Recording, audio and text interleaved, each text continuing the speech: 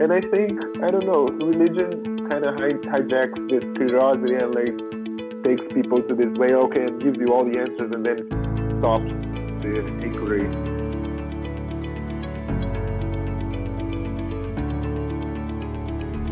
Welcome to Voices of Deconversion. We share the inspirational stories of deconversion told by former Christians who are now atheist or agnostic. Our stories remind us we're in it together.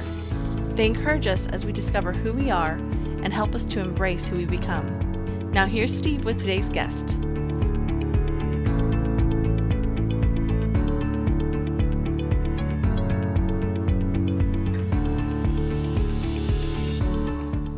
Welcome back, everyone. For episode 30, this is the second half of my conversation with Ariel Pontes. In part 1, Ariel talked about being raised in Brazil with Catholicism and Spiritism and how he sought out-of-body experiences. When he began asking questions, he began to transition from religious to agnostic and eventually humanist. In part 2 of our conversation, he talks about this transition into humanism, what about him stayed the same after his transition, and what he likes best about being a humanist. He lists some great resources, and I was really excited to hear about the different organizations within Romania, the different humanist organizations, and then also within Europe. There's an Eastern European organization, and he talks about those at the end of the interview. It was just really neat to hear about the secular community in somewhere other than the United States or North America. Now we'll go ahead and pick up the interview when Ariel is just realizing that he is becoming an atheist. And then it's when I started reading about science. It's like, how can you confirm? How can you know that you're not? Because I did have experiences at some point of sort of lucid dreaming or something like that. And I was like, was that an out-of-body experience? And I was like, I don't know. I had this instinct that I have to somehow confirm in a way that goes beyond my subjective experience, because what's happening in my mind, it could be anything, like, it doesn't mean necessarily I couldn't base any metaphysical claims about reality on my subjective experience alone. I have to have it validated by something I instinctively felt like that.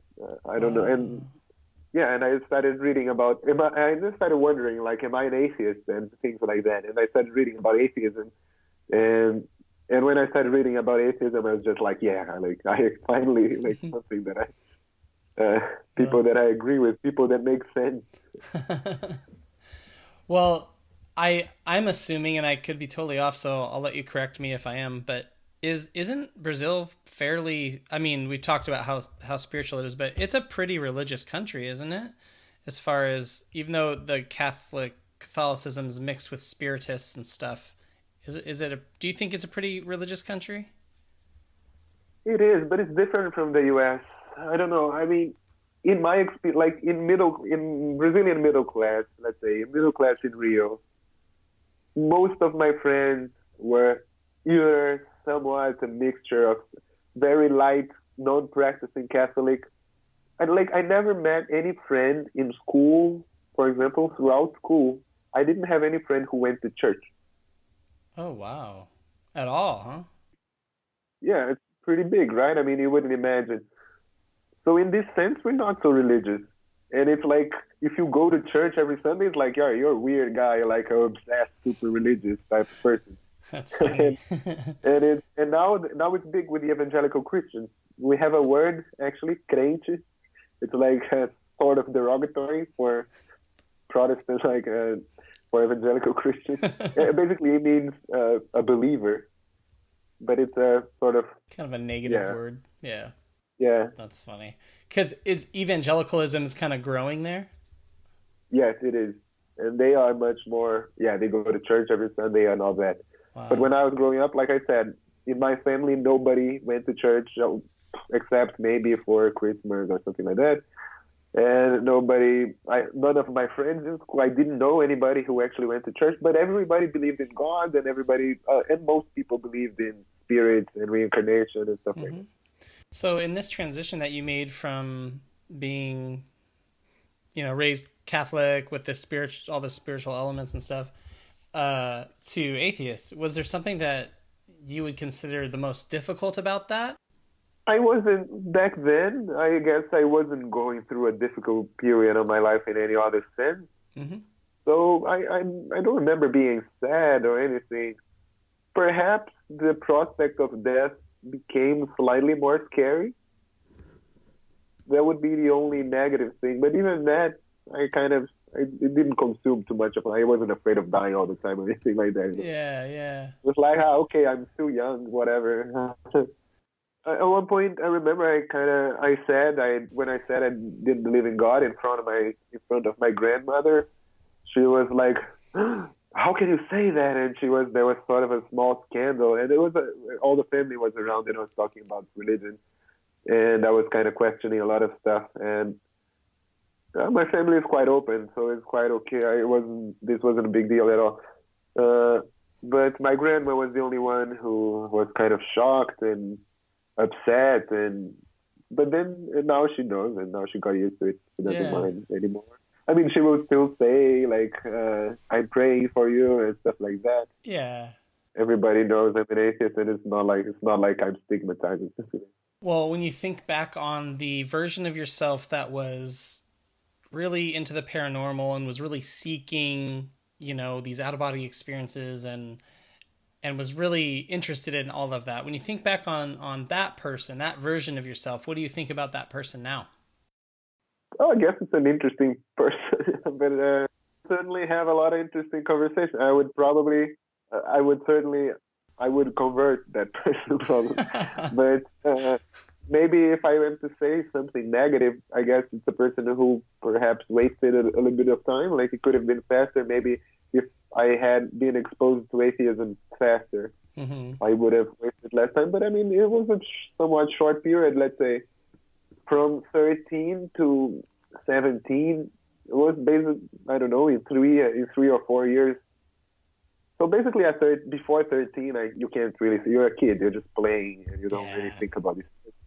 But by the time I started thinking, up until I became an atheist, it was at most 4 years. So it was somewhat quick. I mean, it didn't waste so much time. That's really good, though. I mean, that's, you save yourself some heartache and some difficulties, I think. Yeah, I guess. But yeah, perhaps time wasted. Nowadays, if I am to compare with my present self, I focus more on ethics, I guess. I mean, that's the thing. I think perhaps that's one thing that makes me also prefer to an extent the word humanist, because I realize that there are a couple of this kind of gives meaning to people's lives, like religion. And I don't know to what extent it gave meaning to my life, but to some extent, because it was an interest that I had. And it's like, I want to learn more about this. I want to come out of my body. I like beyond living your life and studying and going to university and starting a career. Besides that, I felt like this is kind of boring. Like this is what everybody does. You just do this to survive. But I needed something else. And I guess when I stopped believing, I was like, but still, what's the purpose of life? I felt that like I needed to find meaning in life, because before the ultimate goal of life was to reach God or to reach perfection, spiritual evolution. But once I didn't believe in all that anymore, then I still had to believe in some sort of evolution, and I believed in a moral evolution. Or right nowadays, I would say when people ask me the meaning of life or what keeps me going, I would say I want to make the world a better place, or I want to contribute to making the world a better place. I want to minimize suffering and maximize well-being on Earth. That's how I would describe it. That's really cool. I think that's really good too. I mean, like you said, atheist just says one simple thing. It tells you that you don't believe in a God. But what you just articulated was what your true beliefs are and what you stand for and what you want to see change in the world and what good you want to bring to the world, which is much more powerful and meaningful. Yeah, and of course, I mean, there are many ways in which you can do that, and I have my interest is primarily on like educating people so they don't waste time like me, or so they don't go via bad route and spend their energy doing things that they think is for the greater good. doing things that they think are for the greater good, but are not really, because it's based on a lot of assumptions that are superstitious, and do something real, like, I don't know, get involved with an NGO or work with human rights or charity or technology or anything really that makes the world a better place. So yeah, that's what I think now. Is there something you've learned or experienced as an atheist that if you had stayed religious or Catholic that you never would have learned or experienced? Probably, yeah. I mean, I don't know if I would have gotten involved socially. I don't know. I mean, well, it's hard to answer. In a way, everything would have been so different, and it's hard to imagine one particular thing. My next question is when you think back on your Catholic upbringing, the spiritual kind of environment of your culture, and you think about how you went from that and seeking these out-of-body experiences and, you know, all of that, all the way till today where you're an atheist and you believe in, you know, minimizing suffering and doing good in the world. What's something, you know, that's a significant difference in perspective and focus for a person. What's something about you that carried through that is the same, a thread that kind of carries through all those years that you, when you look at yourself, you say, that always was true about me. I was always this way or that way. Yeah, I guess this interest in something more than just living your life and surviving. So maybe some sort of search for meaning or a deeper goal to have. Because the goal of having a stable life and making money is not, it's boring. I don't like it. And I've always had, so the religious, I guess I've always been a philosophical person, and I think a lot of people are, actually I think a lot of religious people are. At least my religiosity was exactly because of me being so philosophical, I think. Because I cared, because I wondered what happens when you die. And some people just don't wonder. But a lot of people do. And it is a philosophical sort of question that people ask themselves. And I think, I don't know, religion kind of hijacks this curiosity and like just takes people to this way, okay, and gives you all the answers and then stops the inquiry. And in my case, now when I stopped being religious, I started getting very interested in philosophy. And I think a lot of people in the humanist community, it's somewhat common for people to have an interest in philosophy too, and I think that's true. To wonder, what is right and wrong, and what is all these things that religion tried to answer.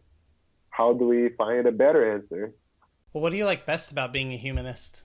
What I like best? That's a good question. Well, it is one of these things that makes me feel like I bring meaning to my life. So I have a cause to fight for. And it's a cause that interests me. It's a community that I identify with. I mean, when I go to conferences, it's always have very interesting discussions. And I mean, now I'm doing a master in philosophy, but before that, I had no context to discuss all these things that troubled me, you know, like even that, what's the meaning of life and what's right and wrong and all these and questions about the nature of the universe. And I think it's a bit problematic that there is no space for that, because I don't think I'm the only person who has this interest. And I think it's bad that these discussions are confined to like academic institutions, because it doesn't make sense for everybody to pursue a career in philosophy, but still it's a need that people have to discuss and think about these questions. It's important for people. It has been since forever. If it wasn't, I think religions wouldn't have been so successful. I mean, people do have these questions that they ask themselves and everything. So, and humanism is a space that gives me that, even if I'm not in an academic environment. Now that I am also in an academic environment, also it's good because, well, also the humanist community in Romania, where I'm living right now, is not so active and so huge, you know. So it's Eastern Europe. It's not such a strong tradition in humanist activism. But so it's good to have yet another place. But then perhaps also it's because I am even more interested average. So I really wanted to pursue it to take it to the next level. But it is probably my favorite thing about humanism. It's a space where I can have this discussion. That's great. Well, when you think about someone who, might be listening to this podcast, who was Catholic or spiritual, who was kind of like you, but they're starting to have doubts, they're starting to question these things they've believed, is there any encouragement or any guidance that you would offer that person? Yeah, I mean, I would encourage them to go on, and I would probably ask, I mean, if I was talking to that person, I would just start asking what they believed. I still do that. I ask exactly what they believe, and I start, but how isn't that contradictory, or how do you reconcile these things? And I start showing the flaws in their chains of reasoning. Yeah, just get them thinking about it critically. Yeah, exactly. Give them stuff to think about. I heard a guy on a podcast this week say he, at one point in his life, he had the question pop in his head, why do I believe in God? Like, I know what my family does. I know that I was raised Christian, but why do I believe in God? And when he started asking himself that question, then things started to kind of, it took him to the next question, and it just kind of went from there. And it's interesting because some of us just go along with it. I mean, a lot of us do. It's just, unless we stop to think about it as we get older and, you don't question it. But it's interesting that such a fundamental question, some of us just, we don't get around to it until later in life. Then you think, wow, why haven't I never thought of that before, Yeah.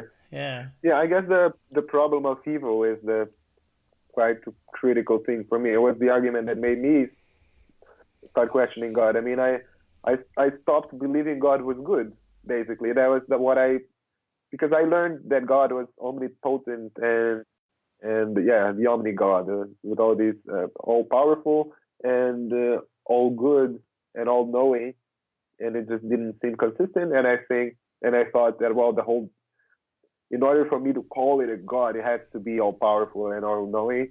But then I gave up on benevolence. But then it wasn't so comforting anymore, and it just became, it's kind of boring to believe in this God now. It doesn't make me feel safe. So I guess whatever. Yeah. I was telling you before we jumped on that I went to school to study the Bible, and from the time I was 16 until the time I was pretty much 26, like, the Bible was a huge part of my life. And then when I graduated and I wasn't a Christian anymore, I just had lost all desire to pick it up and to look through it. I was kind of exhausted with it. I had poured so much into it, but along the lines of what you were saying, it didn't really matter anymore. So it was kind of like, I don't know that I really care that much. It's not that big of a deal anymore. What resource would you recommend for someone who's deconverting from Christianity?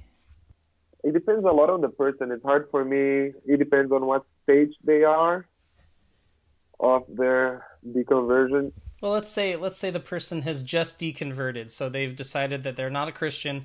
Yeah, maybe they're agnostic, maybe they don't know, but Okay, then I would tell them about humanism, and I think I would send all the resources of the humanist organizations, because I think I lived in a vacuum for a while. So after I became an atheist, I took a while until I learned about humanism, and I think it's sad that it took so long, and because I kind of didn't have this aspect of my life, was sort of neglected for a while. I was kind of more pragmatic, worrying about university and not very involved.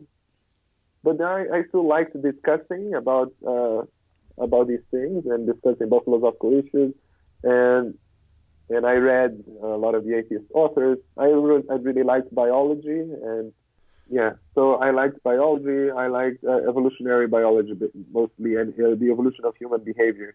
So I read Richard Dawkins, and I read the popular atheist authors, and I would recommend also people to do that, but they were not very, let's say, engaged in a movement. They aren't public intellectuals, but they talk for themselves mostly, and they fight for the interests of atheists, but not in an organized way. And humanism is organized, and I think people should know about it, because I think it's important to have some level, a sense of community, but also to organize yourself. if you want your interest to be heard, it's always easier if you're organized. So, for example, a bunch of atheists in a city or in a country who are not organized in any way, they can't really accomplish much. But if they're organized, that's better. So you're part of an organization. What do you think that accomplishes where you're at? So you're in Romania. So what? Yeah. Yeah. So I'm in Romania, and it's a good question because here it's not very active, and it's a question that I have been asking myself largely. Mostly here, what is done has to do with promoting science, scientific literacy, helping. There's a problem of religion in schools here because there are people learn religion in schools, and mostly Orthodox, Christian Orthodox religion. People, in theory, they can change, or if they refuse, if they don't want to, they could just tell the teachers that I'm not religious, I don't want to go, and they wouldn't be forced. But it was opt out. By default they were enrolled. There was a lot of activism recently, illegal activism, and it was eventually changed, and now it's opt in. So when you start school, you have to fill a form saying that you want religious class. And that was changed because of organized activists? Yeah, to a large extent. The guy who did most of the activism was in another organization, not really, but he's quite involved in the community, and it was a joint effort. I mean, he helped, I think, bring attention to the media. The Humanist organization in Romania had some contributions. I mean, people asked them, sometimes they would be contacted to give some information, like by journalists and stuff like that. So it's interesting in this way. They also they have a scientific calendar, because there's an Orthodox calendar that everybody has in Romania, a lot of people have, and they have a scientific calendar sort of as a response. And there are some, they worked with some publishing houses to have some books translated, I think, by famous atheist authors. Oh, there cool. Are some activities like that. In Cluj, the city where I used to live before I started the master's in Bucharest, I organized an ethics club, and every month we met and discussed something about ethics. And I tried to invite people from different backgrounds, to invite religious people also, because I think there's need for dialogue. Society is quite polarized. I don't know exactly why. Maybe it's the social media effect, like people just stay in their groups. I don't know, and although there are like heated discussions on the internet, they degenerate too easily and they become aggressive, etc. And I think it's important to have these discussions live. And I try to organize this in Cluj. Now, there is, in terms of doing something good, some people, I guess, could criticize, this is how are you actually helping people in need? And that's true. It's sort of a very intellectual sort of activity. But I think it does brings a positive effect, because if you want to have impact and change laws, you have to change mentalities. So this is some work that has to be done. And we also try to promote charity. We had an action, a charitable act in 2015. There was a campaign by Ariel. And this month, for example, in Cluj, the ethics club that we organized, it will be about effective altruism. So that's cool. Hopefully we will inspire people to donate and to be more aware of these things and to think about it more, to try to be altruistic. So yeah, these are the activities that we do here. That's awesome. But it's a lot of these activities. So the ethics club, which is monthly, and I also want to start in Bucharest. As I started it, because in Cluj there was nothing really. I mean, there were a couple of actions that were organized at the national level, like the scientific calendar, and a couple of events every now and then. For example, there's a rational conference every year. Sorry. So every year there's a conference, but it's a small conference, not really marketed to the general public. It's basically where all the members of the organization from everywhere get together. And This is IHEO, or is this a different organization? so this is the Romanian organization. Okay. What's the name of that organization? There are two, the Romanian Humanist Association and the Secular Humanist Association of Romania. For historical, political reasons, they branched off, but they basically nowadays we work together a lot. And that's great. Some of the stuff that you talked about was awesome, like making kids have to opt in for the religious classes rather than just being opted in already. That's a big deal. You know, there's some kids who probably will just go, no, I'd just rather not, where before they would just say, I'm not going to bother, I'll just go. And then they get indoctrinated, and who knows where that leads, you know? Yeah. Yeah, we also get messages every now and then from people who like, my kid is being forced to take religious classes or something like that. What do I do? And stuff like that. So it's good to feel like people see us as like a place that they can go when they have these issues. Yeah, that's wonderful. Just a couple of follow-up questions actually that I thought of when you were talking, and then we'll wrap up. So I was curious, you grew up in Rio. What brought you to Romania? So I met a Romanian girl, and I've been here for, it's going to be 4 years in February. Okay. 4 years. So, you lived most of your teen years in Rio, right? Yeah. Yeah, exactly. I'm 28 now, so I moved. I only moved when I was 24. Cool. I lived for 1 year in Sweden, but it was just an exchange, university exchange. That's cool. You've done more traveling than I have. I haven't gotten around much, but I hope to. Yeah. Well, if you come to Romania. Yeah. Well, it sounds like you're getting a master's in philosophy. So we've talked a little bit about your interest in philosophy, but what drove you to get a master's in philosophy? Do you have any plans for like what you're going to use that degree for, or? No, so that's okay, I am trying to come up. Yeah, I'm trying to come up with a plan now. I don't know. I'm actually quite confused now because the thing is, I always liked the subject and I was very interested, but at one point I had to decide, and I liked the exact sciences better. I was just better at it. I was just better at math and physics and all that in high school than I was in history, etc. And I was just like wanted to run away from the humanities. And then I did computer engineering, and I liked it. But then, but I still had these philosophical questions in my head and all that. But it felt like I didn't pursue it enough. So after I finished university, I started working, and for a couple of years, for like 3 years, I just worked, and I went to work every day, and in my free time, I started to get involved with, the first way to cope with this lack of philosophy in my life, let's say, was to find the Humanist organization and discuss with people when I'm making friends who have this interest. But still, I felt like I wanted to take it to the next level. Also, organizing this ethics club and being active in the humanist community without having any background in philosophy, I felt a little bit like an imposter, like to organize an ethics club without having any background in philosophy. Because I did talk a lot about philosophical stuff, and I even had a talk, for example, in the gay film festival in Cluj. I had a talk about religions and morality and gay rights. And when people ask about my background, I say computer engineering, and people are like, then what are you doing here? You know. So I was like, okay, I need at least. So if nothing else, at least this will bring me discomfort and make me feel more like I'm more in a position to be active in this domain.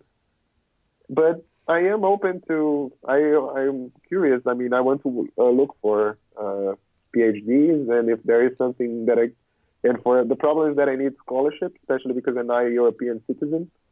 So everything is quite expensive. But let's see. If I do find a scholarship and I get approved, then I could potentially do a PhD in philosophy too, in ethics, basically. Yeah, well, it's fascinating subject though. I always enjoyed philosophy classes that I took. Yeah. Well, the final thing I wanted to ask was conferences. So you'd mentioned that there are, there's organization within IHEO, and then also just, there's humanist conferences. I think you mentioned that you'd gone to one of them. So if you have, tell me a little bit about that experience.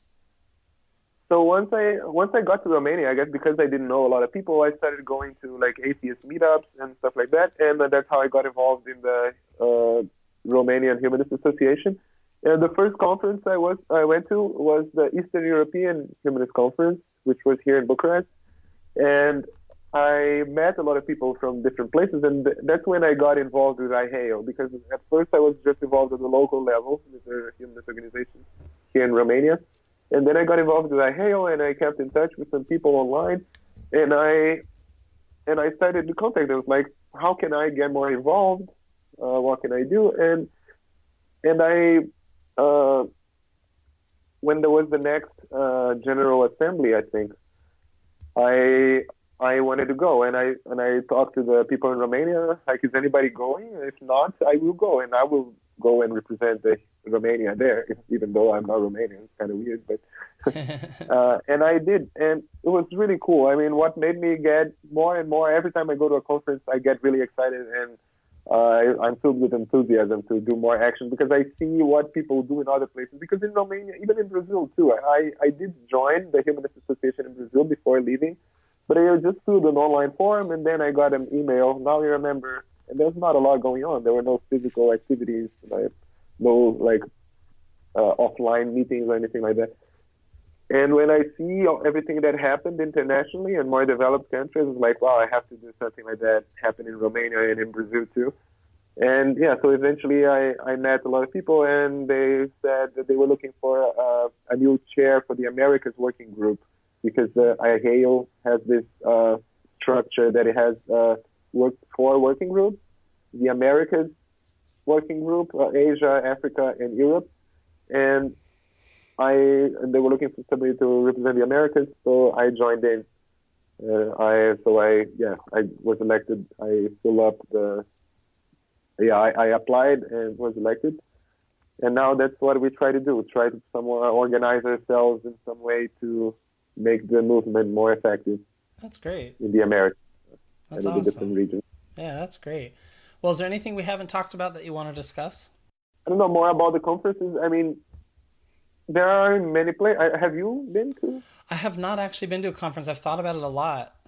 There's a lot about the ethical movement in the U.S. Because I actually went to the U.S. this year to a small, not conference, it's a stronger word, but a gathering of young humanists in the U.S.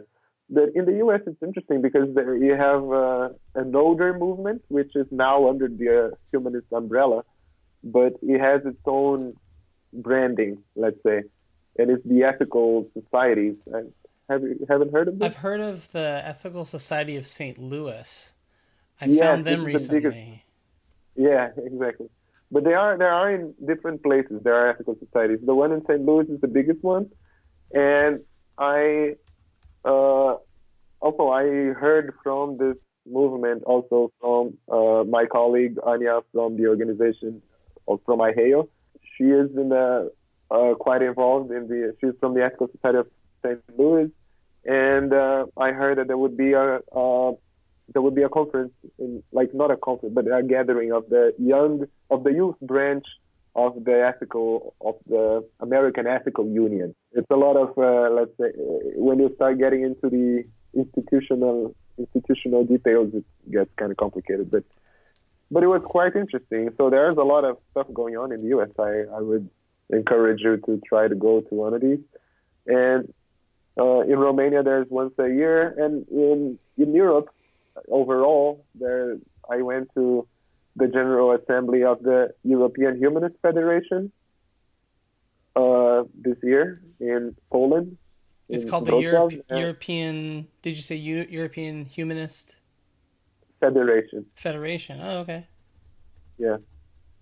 And I went to the General Assembly of the International Humanist and Ethical Union last year in Malta and this year in London. Wow. Yeah, and to the Future of Ethical Societies, which is the youth branch of the American Ethical Union, had a gathering this year in the U.S. in North Carolina, in Nashville, and I went there. Yeah. That's cool. Wow, it's just amazing to me how many organizations, and not just Humanism or IHEO, but just all over the world, there's so many secular organizations that are trying to organize and make an impact. It's great. Yeah, I think that's really important. And for a while, and I guess this is one of the things that I am sorry, and I don't know, it's something that I would like to help other people. So, like you asked, what would I tell other people? So I would tell them about humanism, because for a while I was just an atheist, was very inactive. There's also a little bit of stigma, if you talk too much about it, people are like, you're just as religious, you're a hypocrite because you criticize religion, but you're just like them. It's almost like there's this common sense dogma that you're just not supposed to talk about these things. And I think it's deeply problematic. I mean, why not? These are important questions, like how should we live our lives and how should we talk? But it's taboo, because in order to be politically correct in some way, in order to not offend anybody about religion, in order to be tolerant in the name of something that I believe in, which is tolerance, people end up being anti-intellectual. Basically, no, shouldn't talk about it.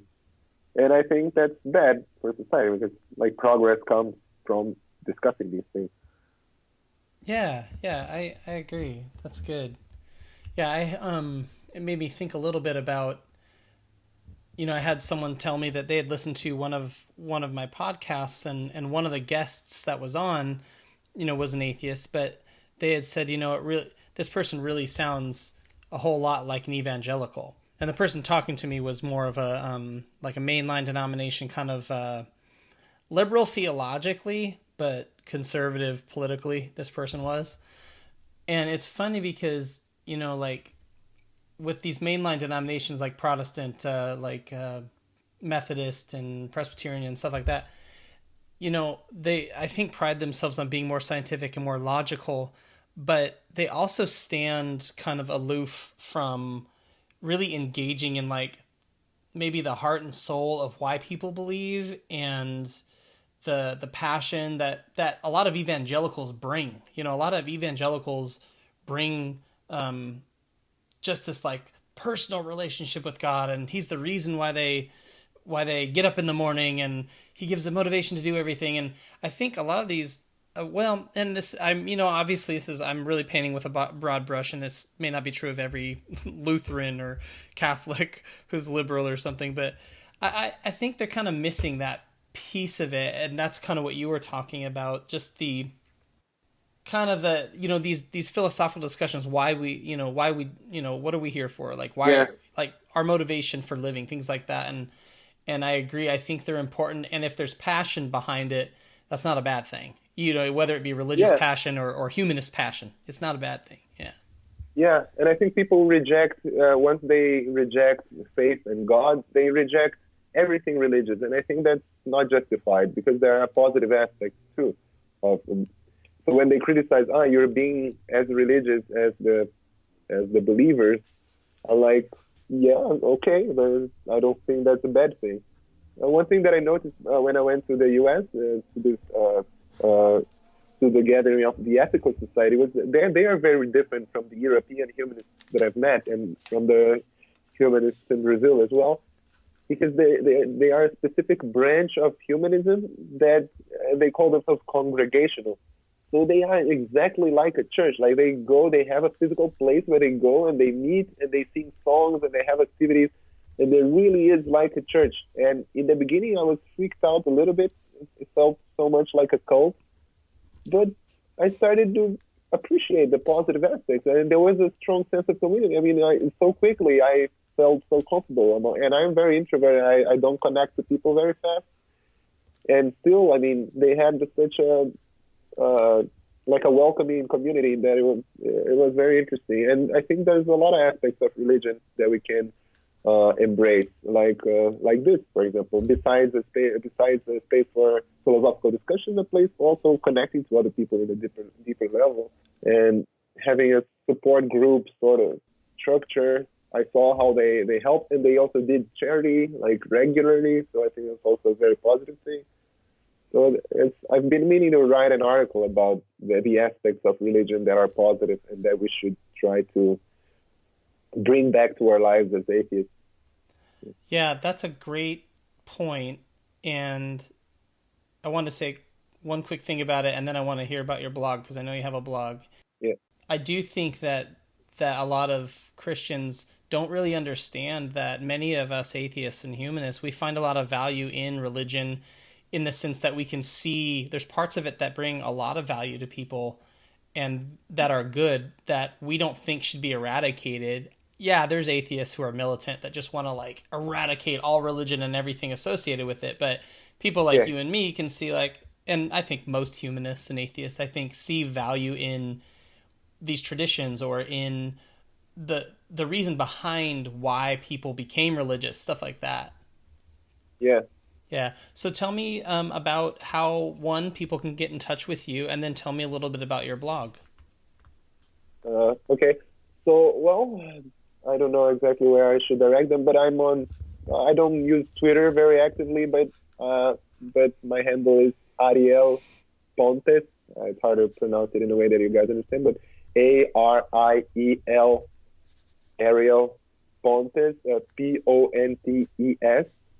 And I have that name on Twitter, on Medium. I've been writing on Medium more now, and I should, before I talk about my blog, I should actually talk about Humanist Voices, which is the Medium publication by Hijacks, because I've been writing there lately, and we welcome humanists from around the world to write about basically anything, as long as it's remotely related to humanism.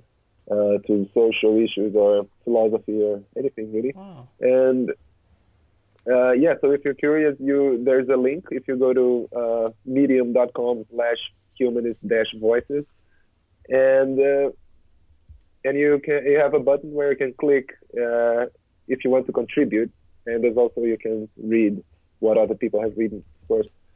And my blog, it's right now I'm kind of redoing some stuff, so it might be broken if people access it right now, but it's ghostlessmachine.com.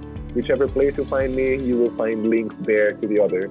Cool. That's awesome. Well, Ariel, thank you so much for taking time out of your day to sit down and have this discussion with me. I really enjoyed it. It was fascinating. There were so many pieces of growing up in Brazil and kind of how the Spiritists kind of influenced the Christianity that I just found really interesting. And even the stuff about how your mom didn't really even care about religion, I found interesting. Just how all that kind of played together. So I really appreciate you taking time to do this today. Yeah, thanks you too. Thanks for having me. I also enjoyed the conversation. Thanks for listening to Voices of Deconversion. Be sure to join us next time by subscribing to the podcast. If you'd like to learn more, check out our newsletter at bodpodcast.com.